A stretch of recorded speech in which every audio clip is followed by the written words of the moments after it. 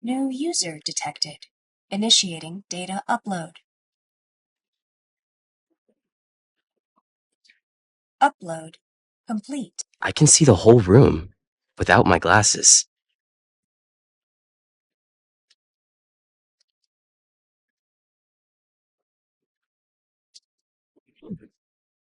Startle? What the hell? You've unlocked Vampire System. What secrets lie within the virtual world that Quinn has become so enthralled with? Will he be able to uncover the truth behind the mysterious game, or will he become its next victim? As Quinn continues to navigate the treacherous landscape of the VR game, what dangers and challenges await him?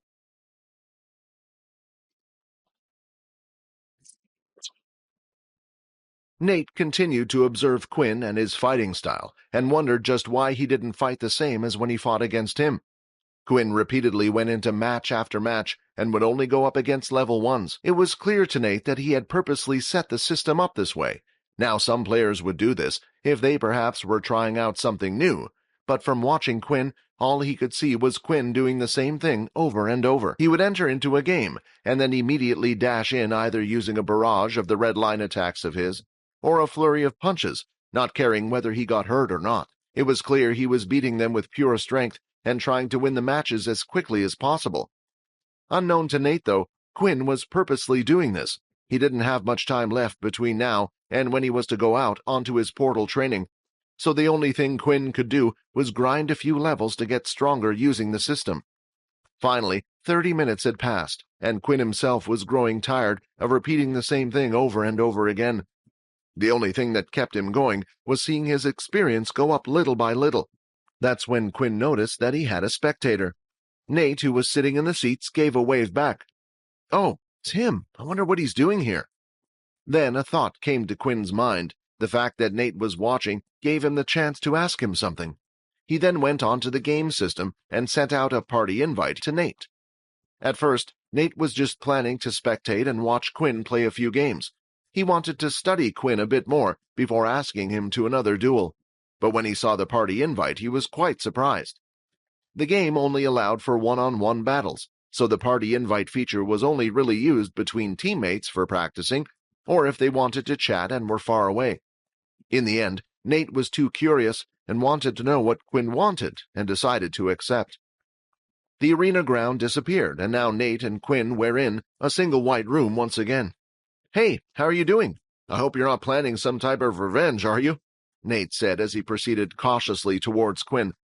"No, actually, I wanted to ask you something. The person who I fought with before, your friend, I wanted to know more about his cape and where he had received it from." "Oh, Sam's cape. That's why you wanted to talk to me." Nate then looked at Quinn standing in front of him. In his hands he wore his gauntlets. That's when Nate suddenly realized something. The gauntlets that Quinn was using looked horrible. They must have been only at the basic tier. "Wait a minute, are you a first year?" Nate said. Yeah. I will be going on my first portal outing. I thought if you could tell me what type of beast you got it from, I would be able to look for it." Nate was suddenly a little surprised. He went back and thought about how Quinn was able to damage his solid body, even though no one had done such a feat before. He was sure the person would have been at least a second year.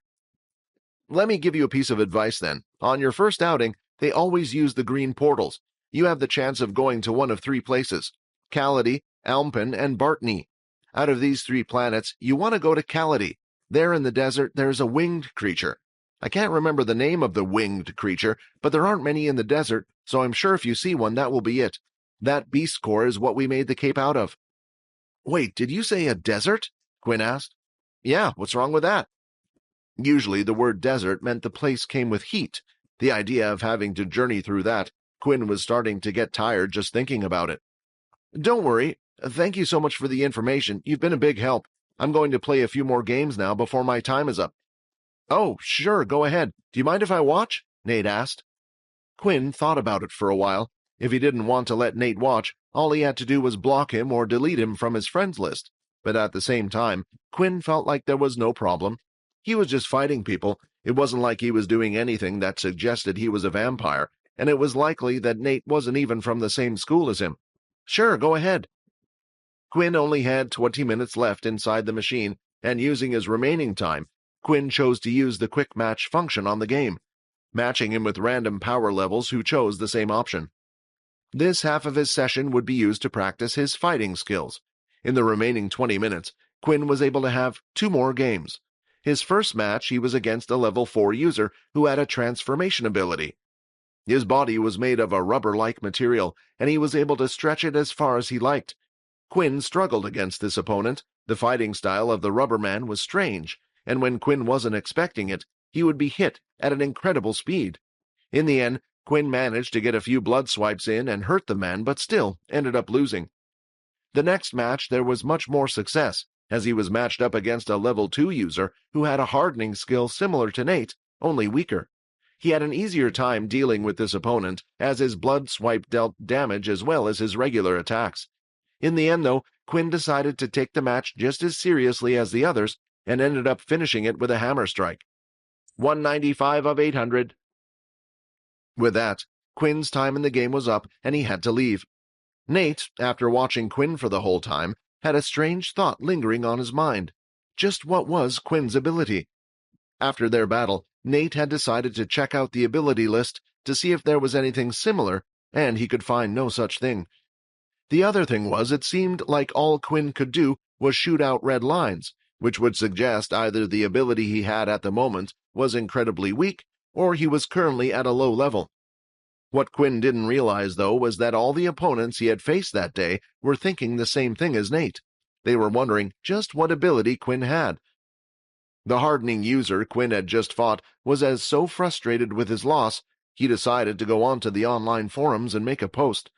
He shared a video of the match between himself and Quinn titled, "What ability is this? Is he a hacker?" The online forum had started to gain some traction with users who had fought against Quinn.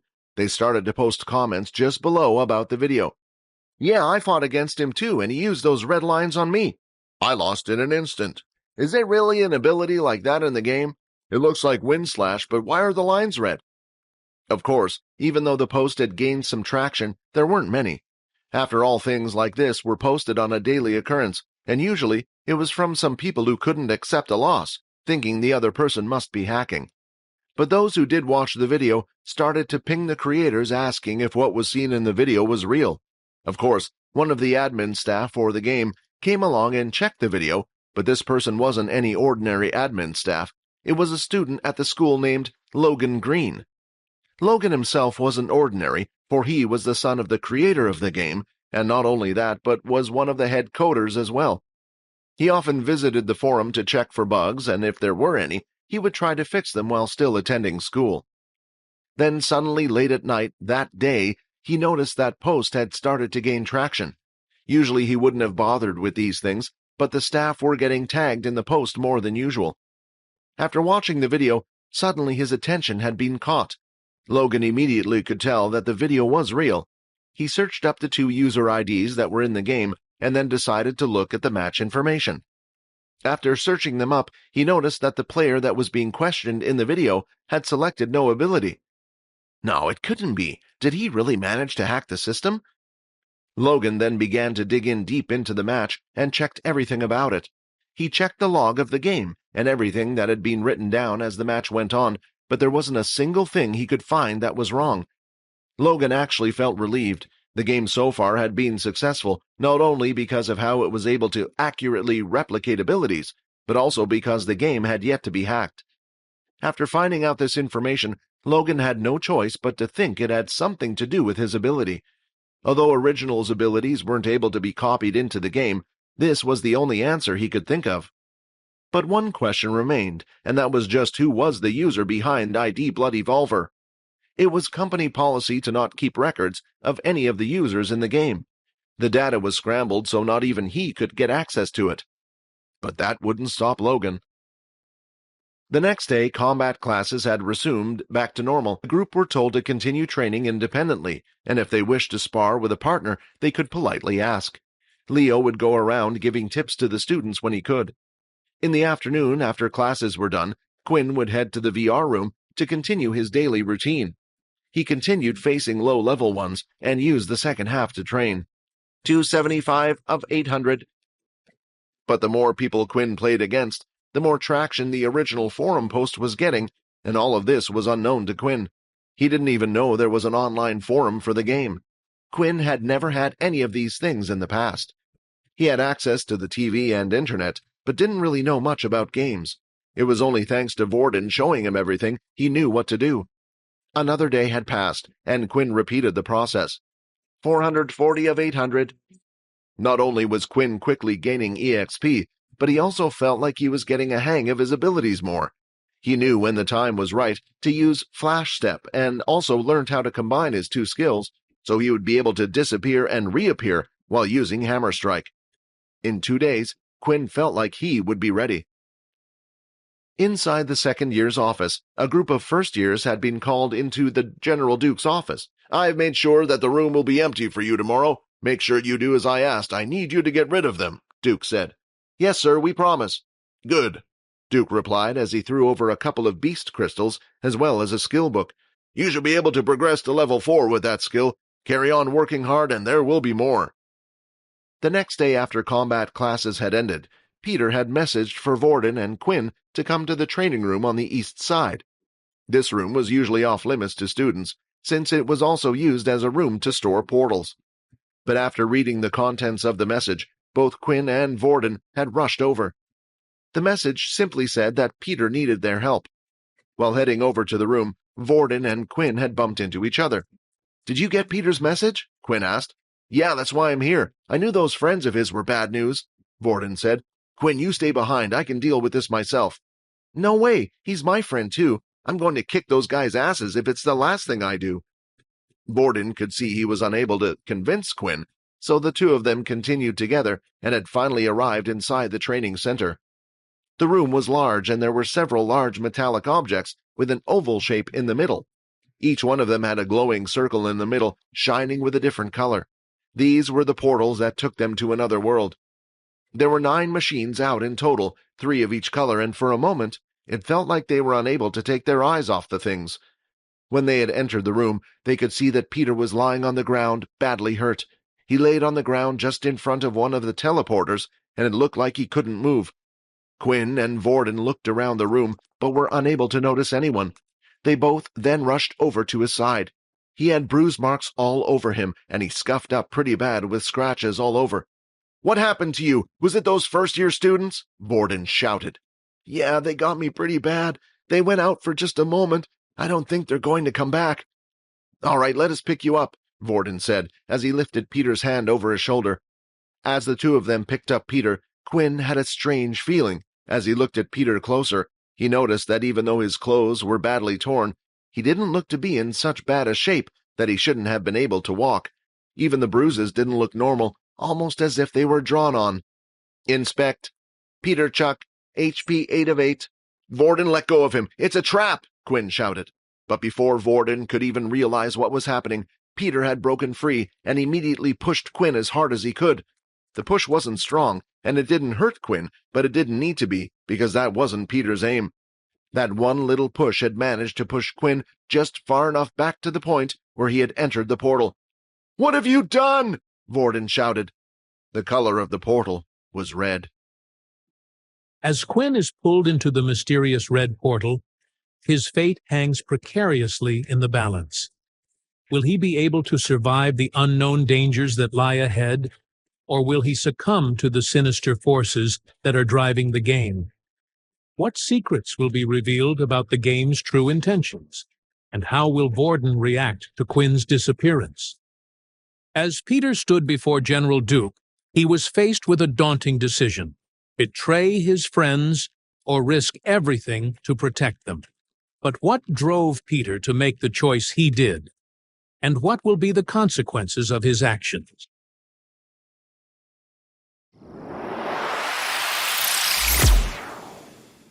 The night before the incident, while Quinn was sound asleep waiting for the other two to return, Peter had been called out by the group of first years.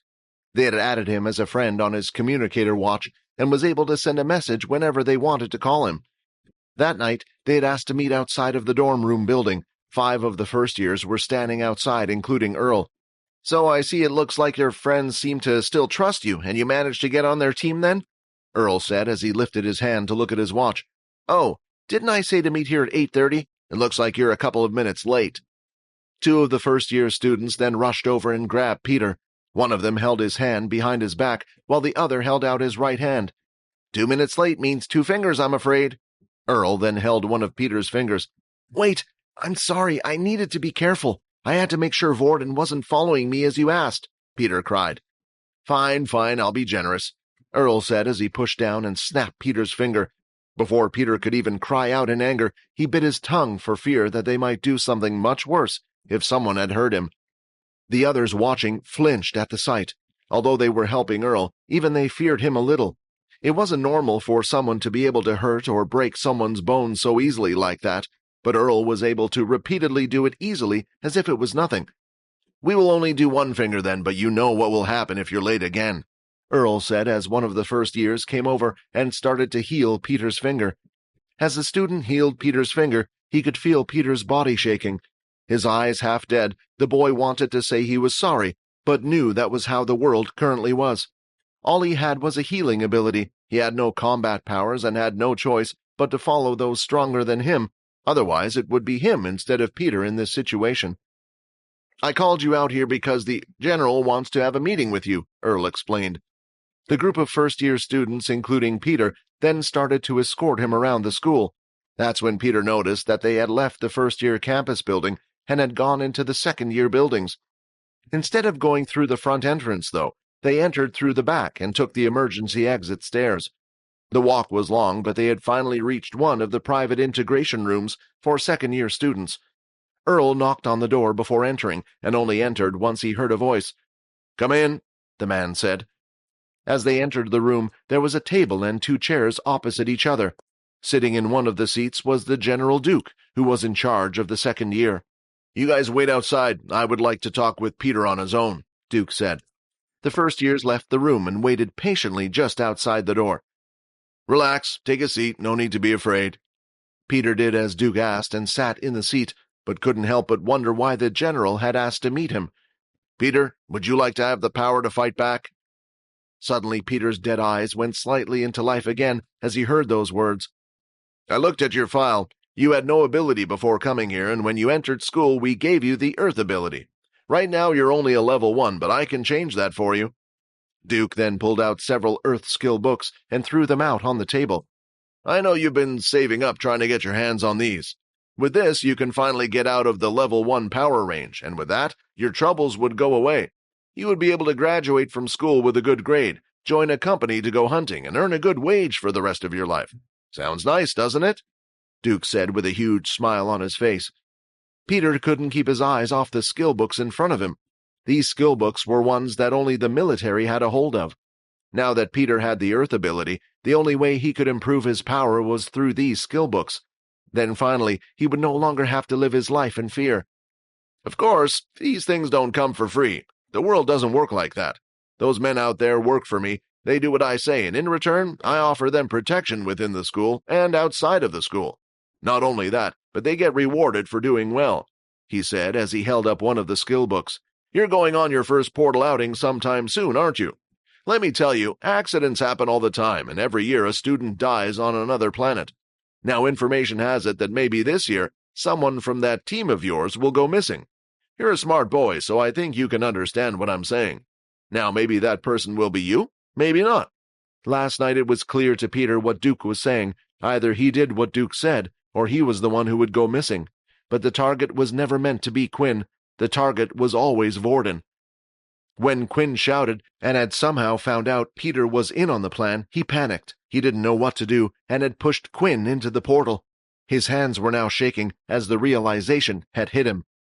"What the hell have you done?" Vorden shouted. "I'm sorry," Peter said. "You don't understand. I had to do it." "What? Let me guess. Because you were being bullied? Because you were being threatened?" Vorden shouted as he continued to walk towards Peter, and at the same time, Peter would walk back. "Do you not think Quinn has been going through the same thing as you? He's the level 1 just like you. And do you think they didn't try threatening me when I was tied up and placed on that thing? So what if they hit you? They punch you and make you bleed. You can fight back. As long as you are alive, you can always fight back." Vorden then pointed towards the red portal. But what have you done? You have basically sent Quinn to death. No matter what, there is no coming back from death. He can't fight back now.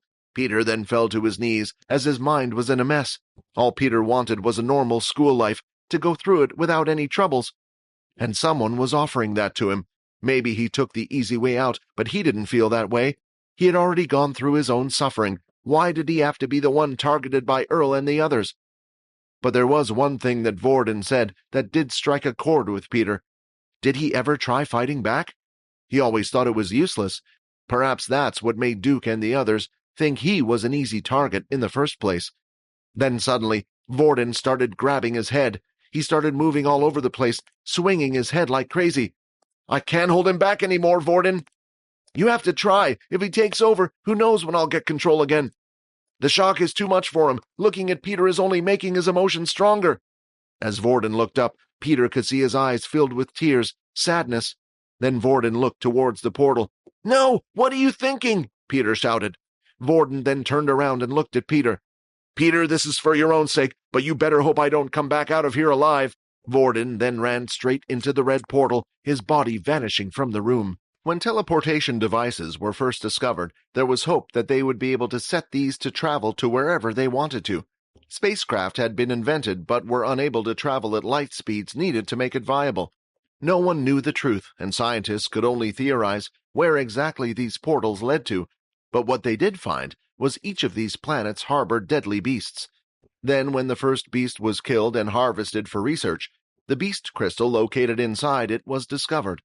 Inside the crystal contained a power far greater than anyone could imagine.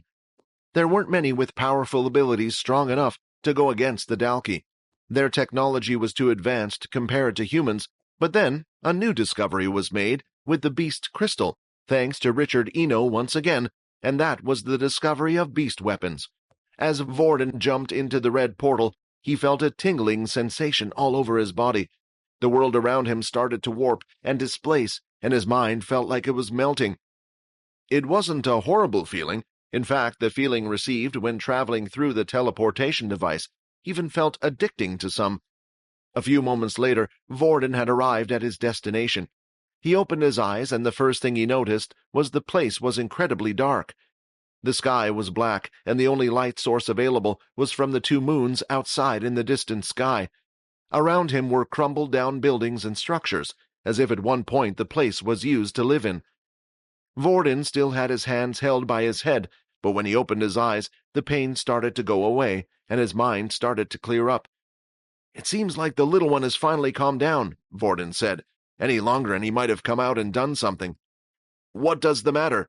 Rayton argued. Do you even know where we are? You jumped through that red portal. Vorden then started to look at his surroundings. It was strange to see building structures around them. When there was building work, it would usually be Dalki structure, but this was clearly not Dalki-based. Aren't the red portals meant to be on sheltered planets? This place looks like a broken shelter. I think you are forgetting something, Rayton said.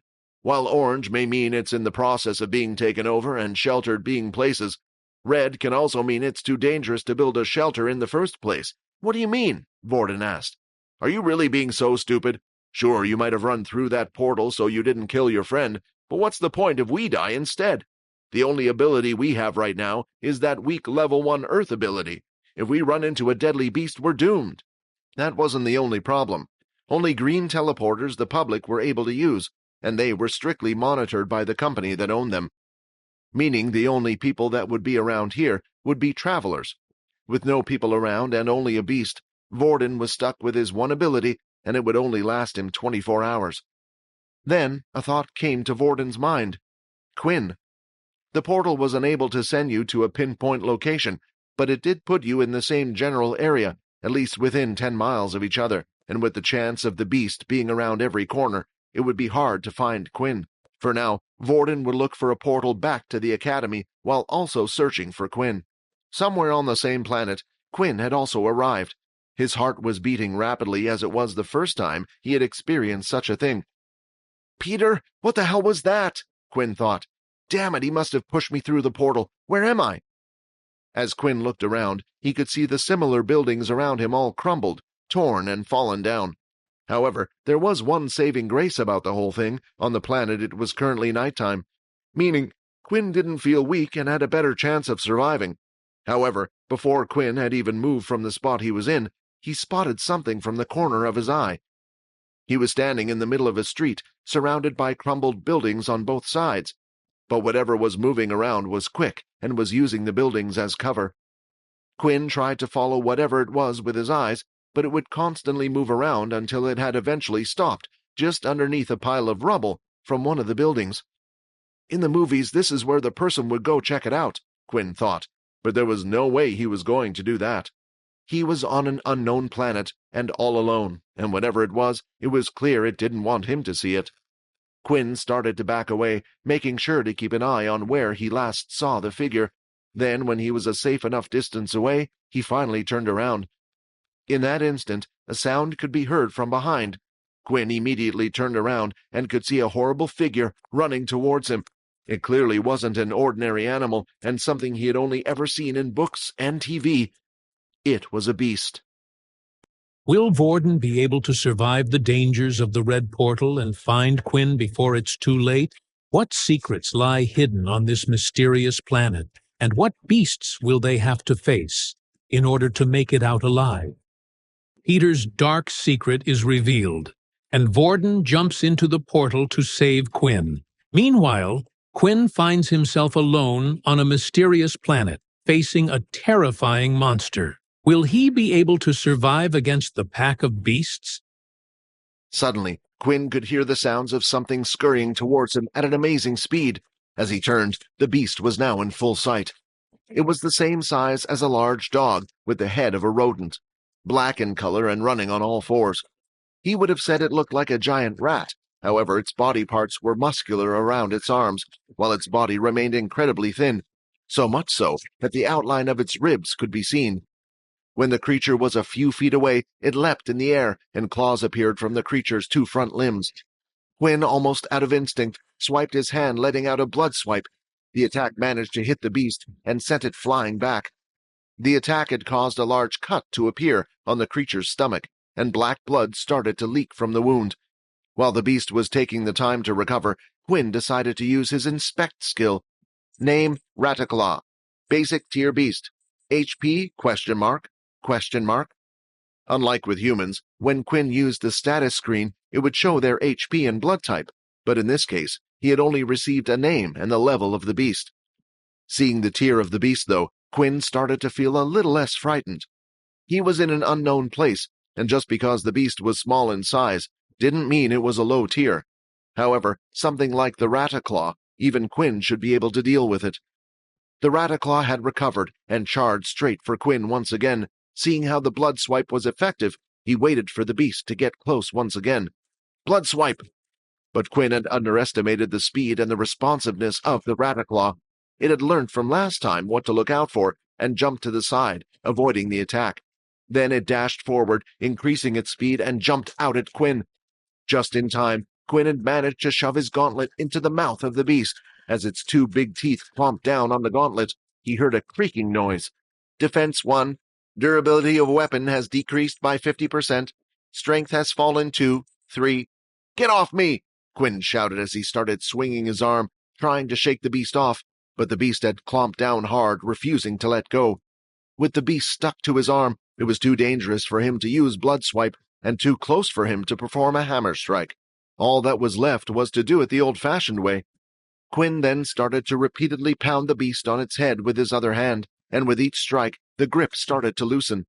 If you had just stayed away, you could have lived, Quinn shouted as he continued to punch the beast, until finally its grip had come loose, and it had fallen to the ground. Quinn looked like he had just come off the movie off a horror set. Basic tier beast Rataclaw has been defeated. 100 EXP points gained. First basic tier beast killed. Bonus EXP awarded. 200 EXP. First time killing Rataclaw. Bonus EXP awarded. 100 EXP. 880 of 800 EXP. Multiple notifications had been received at once, and everything came as quite a shock to him. Not only did he receive more EXP for killing a beast compared to fighting against a human, but he also received bonus points too. Similar to when he faced a new power level for the first time, he had gained bonus points for killing a basic tier, as well as bonus points for killing this specific beast for the first time as well. In a way, beasts were a gold mine for his system. Congratulations, you are now level 5, race, halfling, HP 30 of 30, 40 of 1600 EXP, strength 13, 2, agility 15, stamina 12. Leveling up had given Quinn one extra stat point. Looking at his stats now, he decided to put the stat point into strength. Strength 14, 2. The reason for this was the skill Hammer Strike. It needed a total of 15 strength to perform. While he had the gauntlets on, they gave him an extra bonus of 3 strength, but when the Rataclaw had damaged the gauntlets, the strength dropped to 2. If his gauntlets were to be destroyed, then he would no longer be able to perform Hammer Strike correctly. So first, Quinn decided he would get his strength up to 15 before focusing on stamina and agility. But the system still had one more surprise for him. New skill unlocked, Blood Spray. Blood Spray. The user's palm must be open to perform this skill. From the user's palm, a spray of blood pellets will be realized, spreading out covering a wide range. The closer the attack is to its target, the more damage it will do. Cost, -5 HP. The skill reminded Quinn of a shotgun he used to watch from the old movies, where the small pellets would spread out hitting multiple targets. The problem was the cost of the skill. 5 HP was a huge amount, and even with his blood bank, Quinn would have to be careful when using it. The plus side was that it was a skill designed to hit more than one opponent. If Quinn had Layla around, he would like to test the blood spray out, but he didn't know how long he would be stuck here, so it was best to reserve his HP and as much blood as possible. Quinn then walked up to the dead beast on the ground. Looking at the black blood, it didn't seem appetizing at all. He wasn't drawn to it like regular human blood, and it didn't give off a sweet fragrance either. Still, there might come a time where Quinn was required to drink it, so he needed to test it out. Inspect. Rataclaw blood. If blood is consumed, is poisonous to the body. -1 HP for every millimeter of blood consumed. It was expected. The signs were a giveaway that his body was telling him to stay away. I wonder why my body only accepts human blood. The system had been oddly specific when his body started to require blood. This made Quinn think that even the blood of animals wouldn't work, even though some were red in color just like humans. The last thing he needed to do was rip or cut the body open and look for the beast core inside. It was a small crystal located in a different part of the body, depending on the beast. This could be used to either create more beast weapons and armor, or even be sold for credits. Both of these would be a big bonus for him. Suddenly, though, the sound of something running was heard again. As Quinn looked up, the sight of 10 Rataclaws running in his direction. Although basic tier creatures were weak, it was odd for them to travel alone, and Quinn had just gotten lucky. After struggling to face just against one, he knew he had no chance against 10. All he could do was run. He ran down the empty street, not knowing where he was heading. But the Rataclaws were fast and would soon catch up. That's when Quinn spotted a building, one that was far less damaged than the others.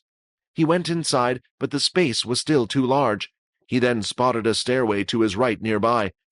After quickly running up the stairway and reaching the first platform, he stopped and turned. He knew he had no choice but to fight back. The staircase was narrower than the rooms, and he had the high ground. With his palm open facing downward, he was ready. Time to test you out. Standing on top of the platform, Quinn had a clear view of the giant rat-like creatures coming towards him. He aimed carefully, and then when they were about halfway up the stairs, he activated his skill. Blood Spray! 25 of 30 HP. His arm jerked back as the skill activated, and a strong force of blood left his hand spreading out. The 5 rats out in front were sent flying back and toppling down the stairs. However, the shot had only hit the ones in front, and the rats behind quickly climbed over their fallen comrades. Quinn decided to head further up the stairs to create more distance between him and the rats, but then he could see there was a huge problem in front of him. Part of the ceiling from the floor above had crumbled and collapsed onto the staircase, blocking his way. There was no longer any space for Quinn to go up. He turned around and the rats were just starting to ascend the second set of stairs. The rats from before were quick to make a recovery and were behind them as well. This time, Quinn held out both hands with his palm wide open. Blood Spray! The first spray of blood left his hands and knocked the rats over. Then, when the group behind them started to ascend, he cast blood spray again with his other hand. 20 of 30 HP. 15 of 30 HP. The rats had fallen over and were badly hurt by the attack, but knew they would soon recover. There were several small holes over their body where blood would leak from, but they just weren't deep enough to cause any serious damage. He made sure to keep his distance away from them and stayed on top of the stairs. Although blood spray was good at hitting multiple targets, it wasn't as strong as blood swipe. Only the force of knocking them back was powerful. If Quinn was to get close, he was afraid that the rats might recover and surround him, so there was only one thing he could do. He started swinging his hands out rapidly, aiming carefully at each rat. Blood swipe, blood swipe, blood swipe. As the red claw-like lines left his hands, at the same time he could hear multiple messages ding in his head. Rataclaw has been defeated. 100 EXP. 14 of 30 HP. Rataclaw has been defeated. 100 EXP. 13 of 30 HP.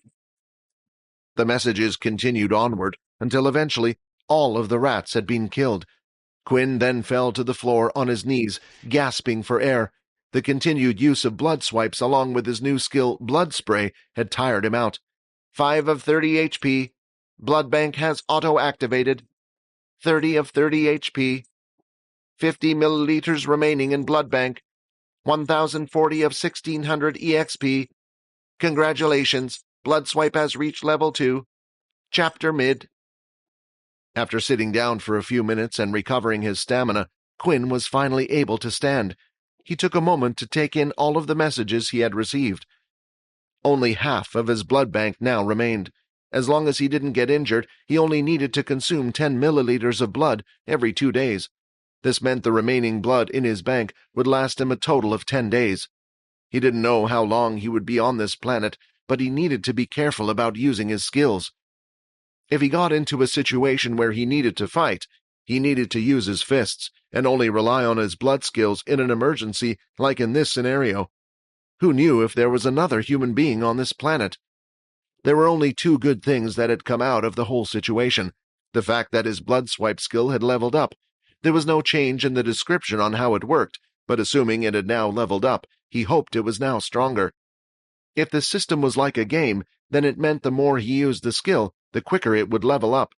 The only thing Quinn was unsure about was whether or not using the blood swipe in the game had helped it level up quicker.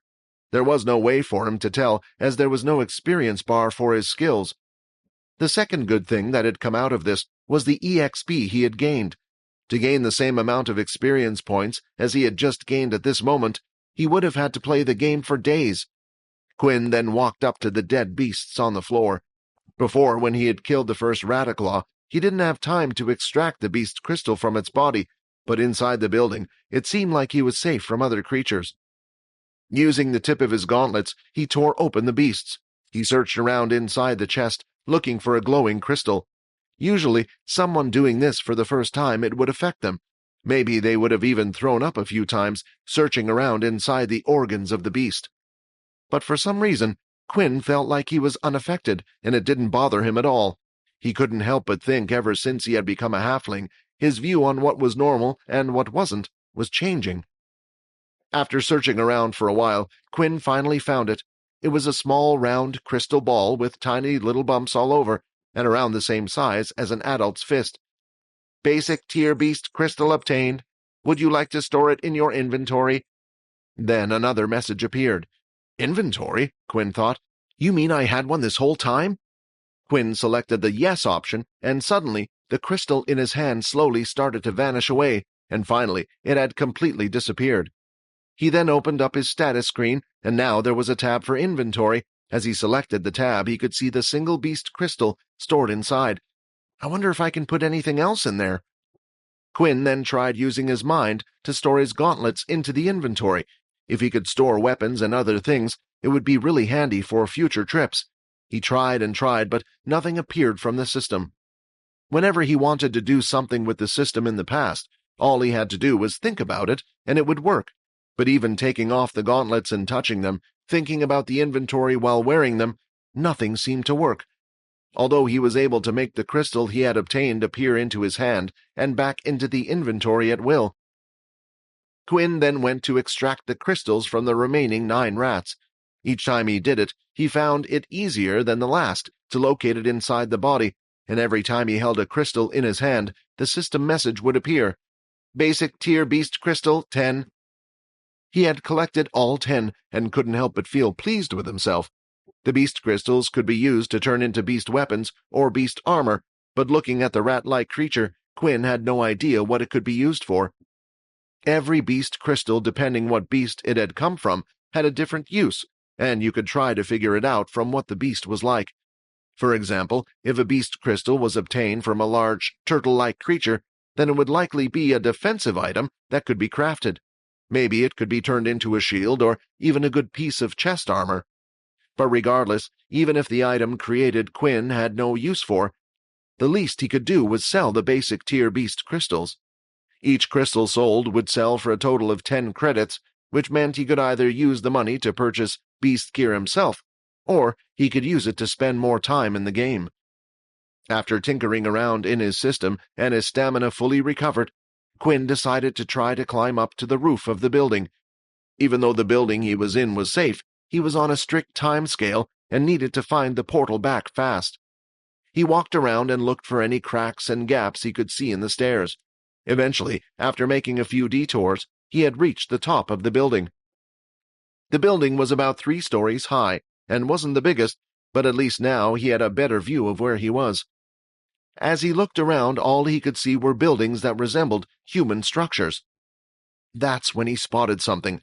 One of the buildings, without a doubt, had the same crest as the school he attended.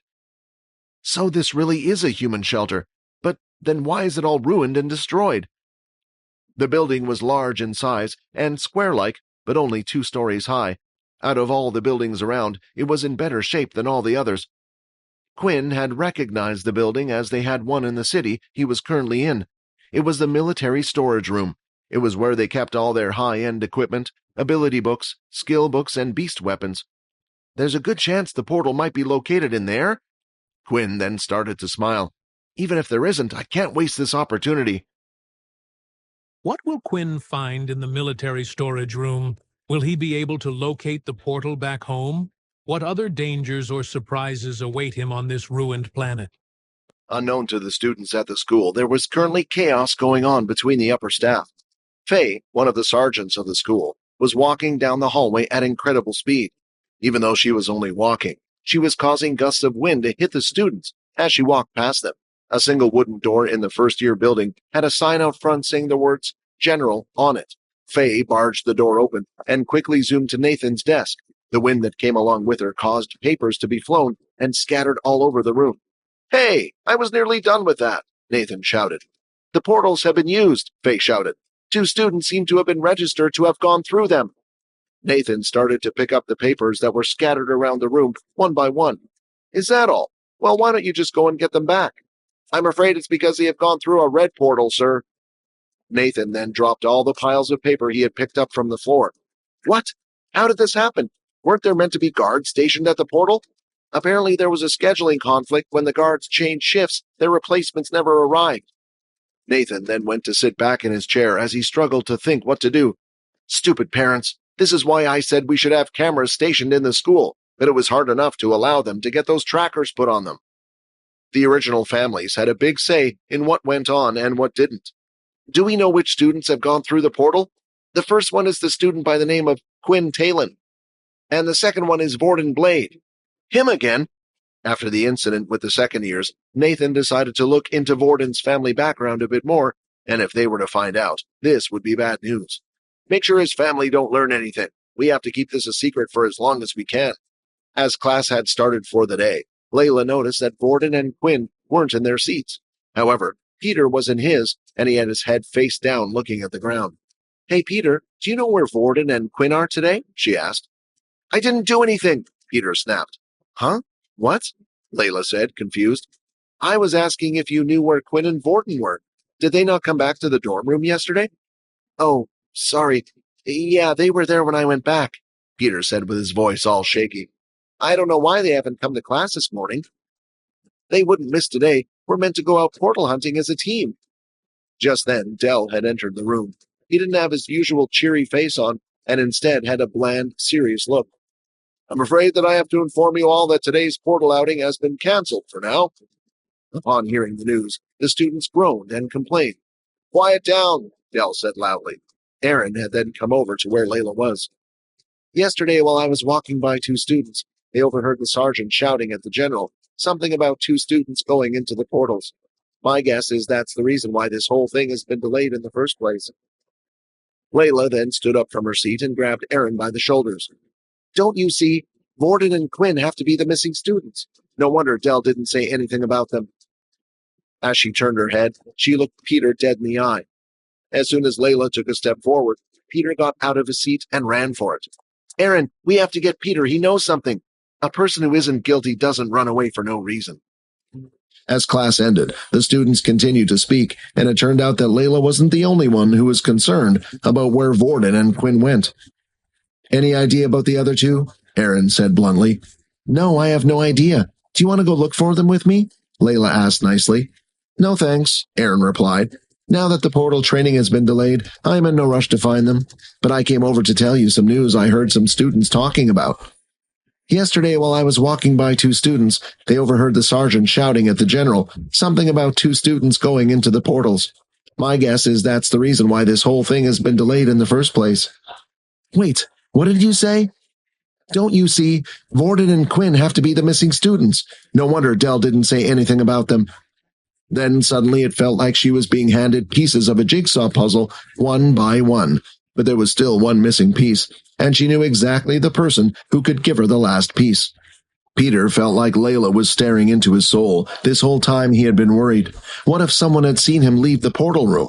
What if the other first years reported it was him?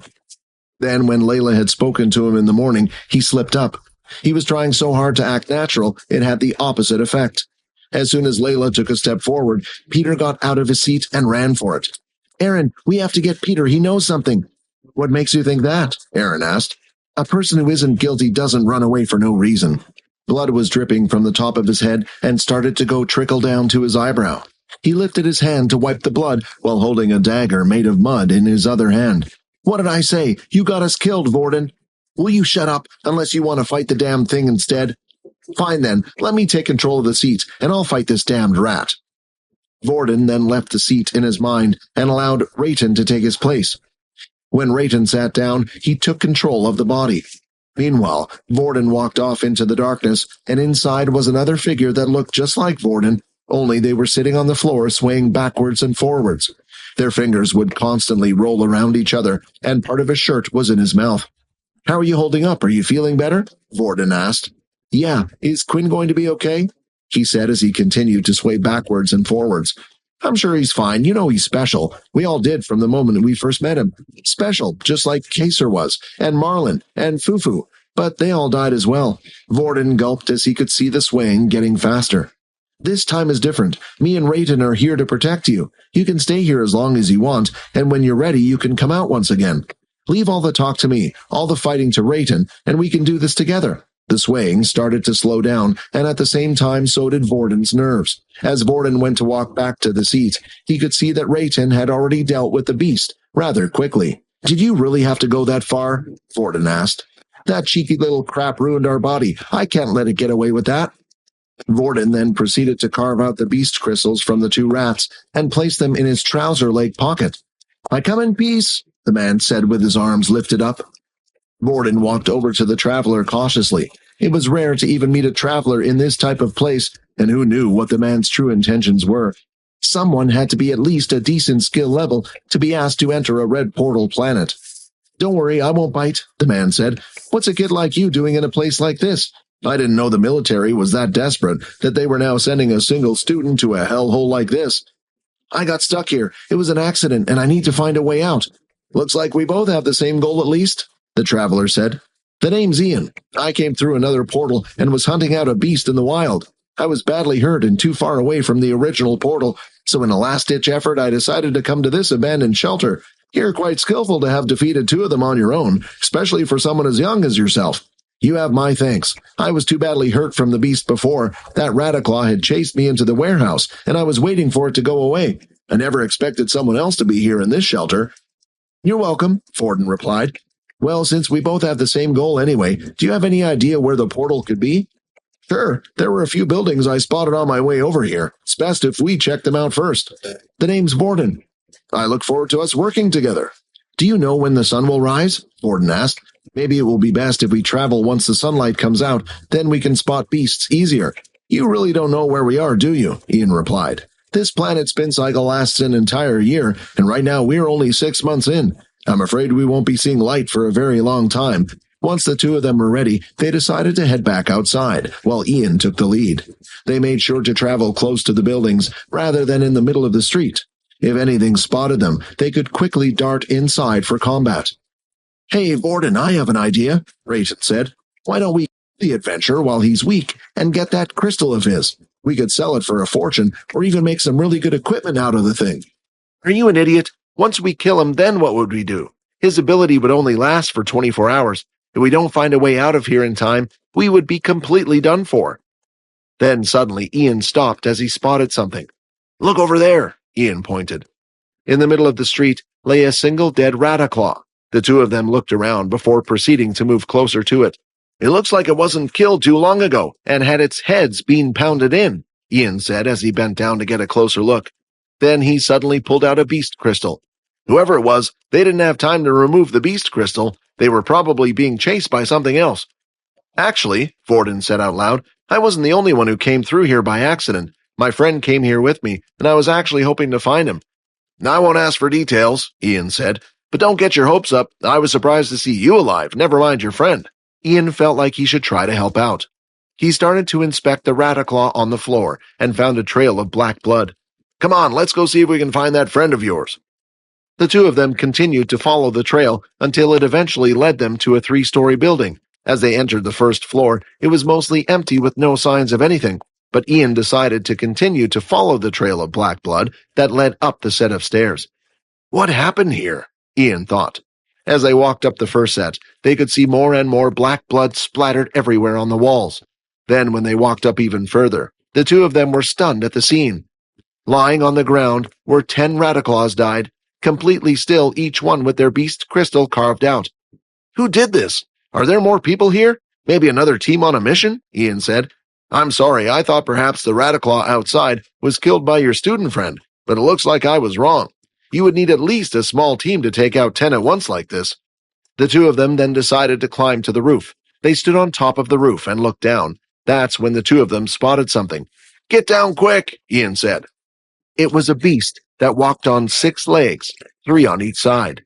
Its body stood upright like that of a human, while the bottom half was like that of a scorpion. It was a hideous beast that clearly wasn't from Earth. "An intermediate beast," Ian said. "Hey, what's that building?" Borden asked. "Could the portal be inside there?" "That's the storage room," Ian answered. "I doubt the portal would be inside there. Usually those places get targeted by thieves and such, and even if it wasn't there, it would be best if we let the beast leave first." Quinn had left the other building and slowly started to make his way to the storage room. He had no clue when the sun would rise and needed a place to stay for the night. Not only that, but he was hoping that he might come across some treasures at the storage room. On his way, he spotted a few Rataclaws feasting on something in the middle of the street. "Damn, they're everywhere, just like rats back on Earth," Quinn thought. Quinn continued to head towards the storage building until finally he had arrived. At the front, there were 2 large steel doors which slid open. Afraid that they might make a lot of noise and attract unwanted attention, he decided to walk around the building to see if there were any other openings or entrances. With his back hugging the side of the wall, he peeked out to take a look. It seemed like there was another Rataclaw, only this one was squealing and on its back in pain. Its cries were weak, and he wondered just how long had the beast been there for. He came out from the side of the wall and walked up to the injured Rataclaw on its back. As he got closer to it, the Rataclaw snarled at Quinn and tried to swipe its claws out. "Still trying to kill me even in this state," Quinn thought. "Let me put you out of your pain." He walked up to the beast, and with a single blow to its head, it had died. As Quinn looked at the back of the building, he could see a small hole in one of the corners. Did the Rataclaw come out from there? Before entering, he gulped at the thought that perhaps whatever injured the rat might be inside. Crawling on his front, he had reached the hole and tried to pop his head in. It was big enough for a human to fit through, but what he was afraid of was inside the building. He crawled through the hole and entered into the hangar. Nearly everything inside had been destroyed. There were no airships, mechs, and no beast weapons. He started to walk around the hangar for a while, until eventually there was a room stationed in the corner. He walked up to the room, and there was a single steel door with a passcode device next to it. The door was military grade, which meant even those with abilities would find it hard to break it down. But it was clear to him that whatever was in the container had yet to be destroyed, and most likely whatever was inside was important stuff worth locking. Should I try Hammer Strike on it? He looked at the passcode on the side and pressed 4 random digits before pressing the enter button. Beep! Of course I'm not that lucky, he thought. Looking at the lock again, his gut was telling him to try it. Quinn then did as his inspect skill said and touched the lock. Nothing happened, but then he used the inspect skill one more time. Quinn immediately tested out the number the system had given him. Beep! Ka-chuk! The door then made an unlocking sound and swung open. Seeing that the intermediate beast was patrolling around the storage room, Ian and Vorden had decided to go to a different part of the shelter. Any ideas of where the portal might be? Vorden asked. My guess is somewhere underground. It's safe for most of the beasts that way. Most likely they have a special building that looks like any other and a secret entrance.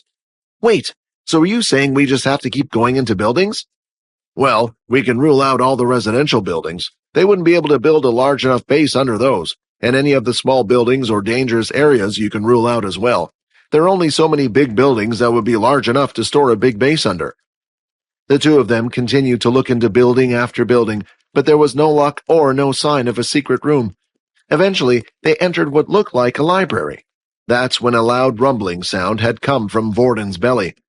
I guess we've been traveling for a while now. Why don't we rest here for the night? Doesn't look like there are any beasts here, and we can build our own fortress, Ian said. There were large holes and broken-down walls on the first floor, which made it easy for beasts to attack them. Once they had reached the second floor, the two of them started to lift up a few of the bookshelves. It seemed like Ian had the ability of super strength, seeing how easily he moved the heavy bookshelves, but Vorden knew that wasn't true. The reason why Ian seemed like he had extra strength was actually from the beast armor he was wearing. Vorden helped out in his own way by clearing a space and moving all the books and piles of rubbish away. After an hour or so, they were done. It's a nice home, isn't it? Ian said proudly of his work. Well, what are you waiting for? Come on, let's go inside. He then pulled out a little small stone from his pocket and placed it on the ground in the center of the room. He tapped the stone once, and a warm orange light started to shine from it. Here, take this, Ian said as he handed a small circle pill to Vorden. Is this a food supplement? Vorden asked. Yeah, I'm guessing if you came here by accident, you don't have any with you. Vorden looked at the pill before shoving it down his throat and into the stomach. A food supplement was a pill that contained all the things a human needed to live. As long as a person took 1 pill of these a day, they no longer needed to eat. You'll get some sleep and I'll keep watch. Then we'll do a little switch later on, Ian said. Sounds good? Yeah. As he heard the sound of the door unlocking, a grin appeared on his face. I love you, system. I swear I'll never talk badly about you ever again, Quinn said as he stepped into the container. But as he stepped in, his hopes of finding legendary beast equipment or stashes of beast crystals were soon lost. The room was simply filled with shelves of books. Nothing else but books. However, as soon as Quinn picked up one of the books closest to him, his mind had quickly changed. It was a container room filled with ability and skill books. Although Quinn was unable to learn the ability, he immediately converted the book into EXP points. As soon as Quinn decided to convert the book into EXP, it started to vanish in his very hands, as if it was disintegrating. After absorbing the first book, Quinn started to pick up book after book. After going through the books, Quinn found out that a level 1 skill book would give him 5 EXP points, while a level 1 ability book would give him 10 EXP points. Quinn got closer to the back of the container and found that the level of books would increase. After leveling up, Quinn immediately put his stat point into strength, and now without his gauntlets, his strength was at 15, meaning he would be able to perform the hammer strike skill with or without the gauntlets. As Quinn looked around the room, there were still several books he hadn't even touched yet. The place really was a goldmine for him. As he went onto the next set of shelves, With it came a new set of books. He placed his hand on the first one, and it was the first level 3 ability book he had come across. Quinn placed the book down and picked the book up, making sure he had heard the system right. But once again, the numbers he had received were correct. The level 3 ability book was offering him 1,000 experience points. He once again went on rampage, grabbing every book he could on the shelf, absorbing those that he couldn't and tossing the others on the ground. No new skills were unlocked, but Quinn still obtained the regular stat points for every level up. Now that his strength and agility were at level 15, he decided he should finally increase his stamina points. Quinn had now nearly touched every single book that was in the storage room. Unfortunately, the highest ability Quinn was able to find so far was a level 3 ability book. The further he went into the container, the higher the levels, but for the last few shelves it didn't seem to be the case. It seemed like they were just duplicates of the other level 3 ability books. As Quinn picked up one book, the system message didn't go off.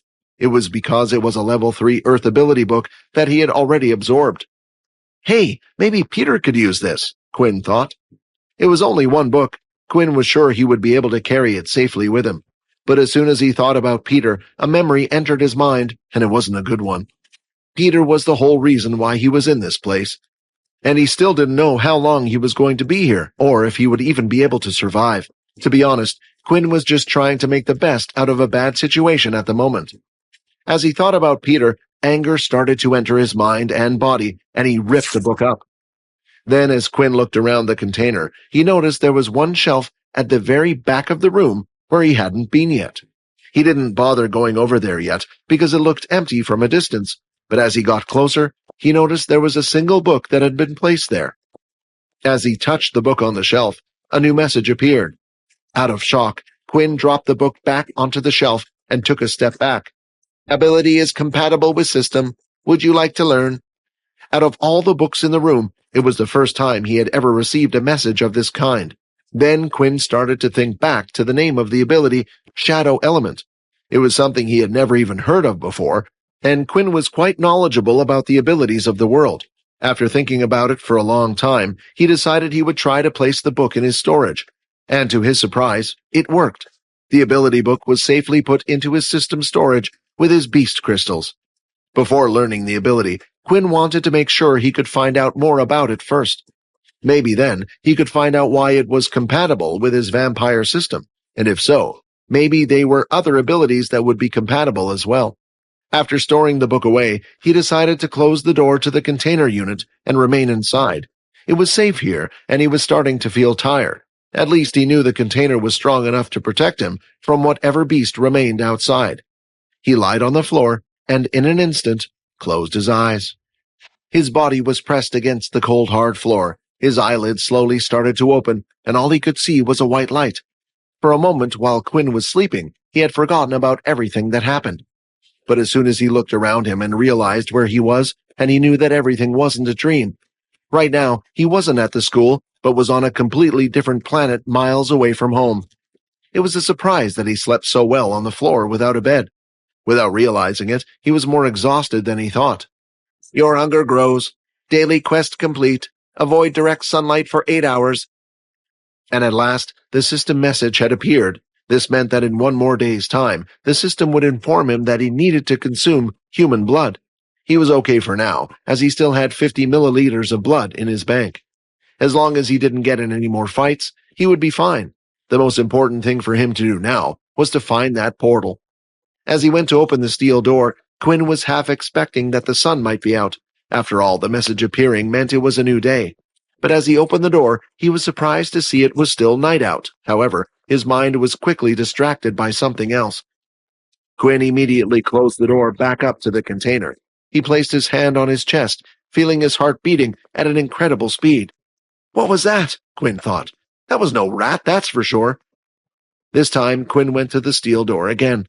He placed his hand on the metallic handle once again and slowly opened the door to take a peek, and as he did, a large beast stood inside the hangar. With the body of a human but the bottom half of a scorpion-like creature, Quinn couldn't make out what it was. From the human half of its body, it also had 2 claws on each side. Inspect. Score data. Intermediate level beast. After finding out what little information was available about the beast, Quinn quickly closed the door once again. Although Quinn had grown 3 levels while inside the container, he still felt like dealing with an intermediate beast would almost be impossible for him. The weakest of intermediate beasts were at least 10 times stronger than a basic tier beast. Of course, this would depend on the beast, for there were some beasts that were just easier to deal with than others, no matter what tier they were at. But looking at the creature, Quinn could tell it would be a tough battle. After waiting for what felt like a considerable amount of time, he decided to open the door once again to check if the beast was still there, and unfortunately, it was. That was when Quinn noticed something else that was in the hangar that wasn't there before. There were 3 round objects right next to the Scordana, placed in a pile of scrap metal. Are those eggs? Quinn thought. Inspect. Scordana eggs, intermediate beast level. As he saw the eggs, a horrible thought had entered his mind. Quinn hadn't noticed them before, meaning she must have just laid them out while he was in the container, or they might have been hidden somewhere. But the first was more likely. Now the fact that her eggs were here meant the beast would protect them until they hatched, or at least it wouldn't be moving for a while. This felt like a risky option for Quinn, for he himself was on a time frame. Then there was the second option. If the Scordana had just given birth, then there was a chance she was weaker compared to usual. With the second option, he had to make a decision as soon as possible. In the end, Quinn gritted his teeth and stepped out of the container. Before even thinking of fighting against the beast, he would try his best to sneak out. The entrance to the front of the hangar was completely destroyed. The beast, when entering, had ripped apart the 2 metallic doors before coming in. The problem was, the beast was blocking that exit, but that still left Quinn with the small hole in the wall from where he had entered. Carefully moving in between piles of scrap metal and rubbish, Quinn slowly moved across the room to the other side where he had first entered. Then, when he finally had reached the hole, he could see something else entering from the other side. It was a Rataclaw. No! As soon as the Rataclaw pulled its body through the small hole, it immediately looked up to see Quinn. Before he even had a chance to run away, Rataclaw started squealing like mad. Shut up! Why did you have to come here now of all times? Then the sound of several steps was heard from behind. Quinn didn't have time to turn around to know what it was, but he did so anyway, and as he did, a giant claw was swung down towards his head. Now that the Scordana had spotted Quinn, he had no choice but to stand his ground and fight. As the scorpion creature turned, it immediately started charging forward. Hoping to scare it away and do some damage, Quinn let out 2 blood swipes. As the blood swipe made impact, the scorpion was pushed back a few steps, but no damage could be seen, not even a white scratch mark on the claws. As Quinn looked and inspected the creature even closer, he could see that every part of the beast was covered in some type of shell, apart from the upper body. That was the beast's weak point, and that's where he needed to hit. Then as Quinn readied his hand to cast his blood swipe skill, he felt a sharp pain in his back. As he looked up, he could see something connected to his body, and when he followed it, it went behind the beast. The beast then lifted Quinn with the tail and chucked him hard up against the wall. As he fell to the ground, his HP had taken a huge hit. As Quinn looked into his stomach, he could see a large puncture had been created, and blood was quickly flowing out of his body. Critical hit, 10 of 45 HP. Blood bank empty, 35 of 45 HP. With his health nearly full, his wounds had healed up almost instantly, and Quinn was able to move once again. Looking at the scorpion, he noticed the tail truly wasn't there. Is it able to take it into his body and out at will? This is going to be a pain. There were no more second chances. A battle of strength was being displayed between the two. The red swipes were powerful and started to knock the beast back, and eventually, even the claws started to crack, but neither of them gave up. 13 of 45 HP. When the beast was close enough, finally the tail was revealed from above. While its claws covered and blocked its body from the swipes, its plan was to attack from above with its long, large tail. As it fired its tail downward, just before the tail could pierce Quinn again, flash step! Suddenly, Quinn was no longer in front of the scorpion, and now was directly behind it. Hammer strike! Then a few moments later, the beast had collapsed to the ground, and so had Quinn, completely exhausted. As he lifted his hands, his gauntlets had completely shattered. Scordana has been killed, 1,000 EXP. First intermediate beast kill, 5,000 EXP. First Scordana killed, 2,000 EXP. Right now he had a serious problem. his health was incredibly low. 13 of 45 HP, and with his blood bank empty, there was no way for him to heal it back to normal. After waiting a few moments for his stamina to rise back up, he walked up to the dead Skordana's body. Finally, after tearing and rummaging through several limbs, the beast crystal was obtained and stored in his system once again. Now, Quinn looked at the eggs in the room. As he went forward, he lifted one of the eggs. He took a few steps back before lifting it into the air and slamming it into the ground. Black blood had been splattered all across the floor, and a little half-grown scorpion could be seen inside. Skordana egg killed 1000 EXP. Congratulations, you are now level 9, 13 of 50 HP. The system hadn't given his health back like he thought it might have done. Your hunger grows. You can no longer suppress your need for blood. Your HP will decrease by -1 HP every hour until you have consumed human blood. Due to Quinn's energy and most of his blood being used in the fight earlier, his body was now no longer naturally healing itself. He was too hungry to heal and would need blood. With 13 points, that's 13 hours before I reach 0, and that's only if I don't use any of my skills or get injured along the way. I have no choice. I have to try to find the portal, Quinn said. Before leaving the hangar, Quinn had to think hard about just where the portal would be. All he knew was that they had to place it somewhere safe, somewhere the beasts wouldn't be able to get to it. As he walked through the city, he decided to tread very carefully. Once in a while, he would come across a building with beasts inside. As he entered the buildings, there would be cases where Quinn had spotted them far up ahead in the darkness. He quickly would shift and hide in the shadows or behind walls, waiting for the beast to leave, and when he was ready, he would zoom past and around. 11 of 50 HP. The hunger in his belly was starting to distract him, and it was getting harder for him to focus as his health had gone down. Then finally, Quinn had spotted another building that was relatively in good condition. The training center, a place where travelers could come and test out their skills or practice with new equipment. As Quinn got closer to the dome building, he noticed that there were several mechs stationed outside that had been destroyed, their cores completely ripped out. Mechs were a powerful device used in the war, but to power them they required an incredibly powerful beast crystal of a high tier. As he reached the entrance of the training center, he could see that 2 Rataclaws were standing out in front of the building. He decided to wait a little longer, hoping that the Rataclaws might move. 10 of 50 HP. But as he saw the message bring his health down once again, he was only getting even more aggravated. The rats didn't look like they would be leaving anytime soon, and Quinn needed to come up with a plan. As Quinn looked around him, he found a broken piece of the mech nearby. He picked it up and looked off into the distance. Using all his strength, he threw the piece of metal a great distance. The piece of metal landed exactly where he was aiming for, making a large clang sound as it fell on the mech. The rats then looked up at where the noise was coming from and quickly scurried off in the direction of the sound. This is my chance. Quinn, using all the powers in his legs, bolted for the entrance. He tried pushing the steel doors open, but there was no luck. As he looked around the door for anything, he spotted another access code machine. He immediately rushed forward, placing his hand on the machine and used his inspect skill. I hope these works don't let me down. An access code machine linked to the 2 steel doors. The combination is 333-462-53778. However, just as Quinn was inputting the code into the machine, the Rataclaws had returned. As the beasts saw him, they shrieked and called out another 2 of its friends. There were now 4 of the things. Come on! Come on! Beep! Damn, I must have put in the wrong number. He used his inspect skill once again, making sure he had the right code. He started inputting the numbers again when he suddenly felt something chomp down onto his leg. 9 of 50 HP. As he looked down, it was one of the rats, and the other 3 weren't too far behind it. The other 3 were now too close, and he no longer had any time to input the code. Flash step! Then Quinn was suddenly behind them, but he was still too close to the 4 rats. Flash step only had a distance of 5 meters at most. The rats turned, and all ran forward towards him. I have no choice! He held out his palm and fired. Blood burst!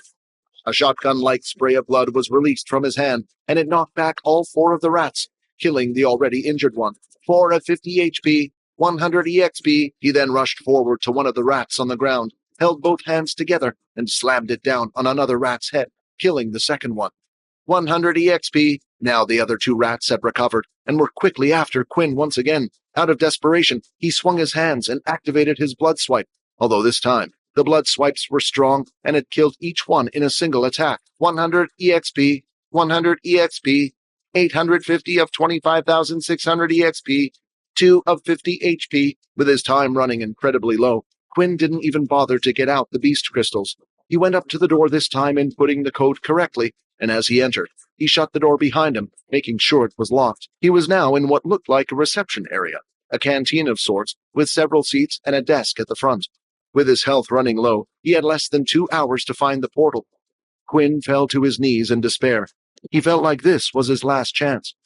There was no way he had the time to go walking around the city looking for another room with a portal. 1 of 50 HP. So this is how my life ends, huh? Quinn said. Mom, Dad, why did you leave me on my own? Why did you give me this book? I thought when I got this book maybe I might be able to change something, but I guess not. Then the final hour had passed. 0 of 50 HP. HP has reached 0 due to hunger. Transformation will now begin. That night, Borden struggled to sleep, just like every other night. He couldn't remember the last time he got a good night's sleep. That's when he felt a slight tug on his arm. Hey, wake up, kid. Looks like you were having a nightmare, Ian said. As Borden opened his eyes, he looked around and noticed that he was still in the pitch-black room. Oh, sorry about that. I hope I wasn't making too much noise, Borden replied. Well, this is a scary place. A kid like you shouldn't be here on their own in the first place, so don't worry about it, said Ian. Do you mind if we swap for a bit? Ian then switched places with Borden. While Ian lied on the uncomfortable hard floor, Borden would look out for the gaps in the bookshelf, keeping watch. Hey, Borden, if you aren't going to kill him now, what about when we find the portal? Brayton asked. The advanced crystal he is carrying would be very helpful to us, and no one would find out. You've seen how weak he is, and now we have his ability, it would be easy to finish him off. While I'm in charge, nobody gets hurt, Borden replied, getting annoyed. After waiting what felt like an entire day, it seemed like Ian had finally woken up. I'm telling you, I can't wait to get home, Ian said. Borden turned around to look to Ian, seeing that he was struggling to get up. He offered his hand once again and pulled him up from the floor. But as Ian got off the ground, his face suddenly dropped. In one of the holes he had made, all that could be seen was a single large eyeball looking through. Ian immediately went to his waist and grabbed a small dagger, throwing it at the beast's eye. Then, when he pulled his hand back, the dagger flew back into his hand. Let's get out of here, Ian shouted, as he kicked one of the shelves, knocking it over. As the two of them climbed on top of the fallen shelf, they could see that they had been surrounded. I thought you were keeping a lookout, Ian said. I was, but the small space would only let me see so far. They were completely surrounded, not just around them, but also above as well. A few of the slug creatures dropped from above, while the ones around them reached out with their tentacles. There were too many attacks at once. Ian then held out both of his hands with his palms open. Objects from all over the library started to vibrate. Stick close to me, kid, Ian commanded, and Borden did as he was told. Repel! At that moment, the ball exploded with an incredible force. Little pieces of scrap metal were flung out so hard, it had caused several puncture wounds in the beast's body, killing them all as it went through their brains and hearts. Good thing this planet is covered in metal, huh? Ian said with a smile on his face. Come on then, let's not waste these crystals. The two of them went up to the dead slugs and started to carve out the crystals. After gathering the crystals, Ian had handed Borden half of them. Here, take it. I can't, I didn't do anything. Look, these are only basic tier crystals. I could earn these in my sleep. Fine, Borden said. Then, finally, the two of them spotted something. See that? Now, if I was going to put a portal anywhere, I would put it in there, Ian said, pointing at the large dome building. What is it? Borden asked. It looks like a training center. That's exactly what it is, and it looks like it was well built. The beasts around here haven't even been able to scratch it, and it's big enough to build a secret base underneath. The two of them continued walking forward with their next destination in sight, the training center. Hi, Quinn here. Wondering what happens next? If you want to jump the queue and unleash all episodes, click on the link here and install the Pocket FM app.